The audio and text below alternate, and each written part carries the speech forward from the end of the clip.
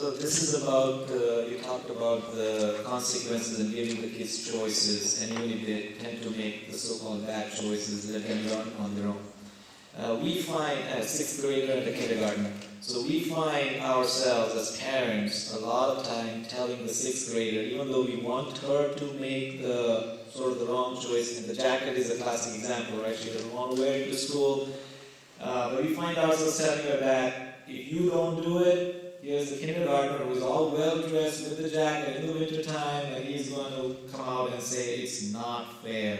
So we find ourselves telling her a lot not to do certain things or wear the jacket because it can have a bad influence on the younger kid. So how do you, I think we look at it both ways with our kids. With the daughter, we say, we would appreciate it that even though you don't wear a jacket, we would really appreciate it if you would, because your little brother loves you, and your little brother is looking up to you, and you can be such a fabulous role model, so we would really appreciate it. And sometimes she'll say okay, and sometimes she won't.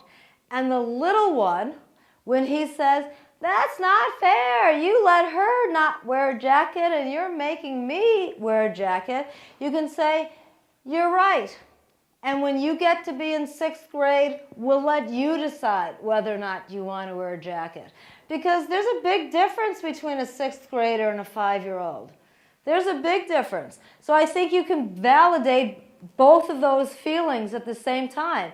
And sometimes you could say to your son, when your sister was 5, we didn't give her the choice of wearing a jacket. So I know that feels unfair to you, but understand that by the time you get to be her age, we will also let you make that choice.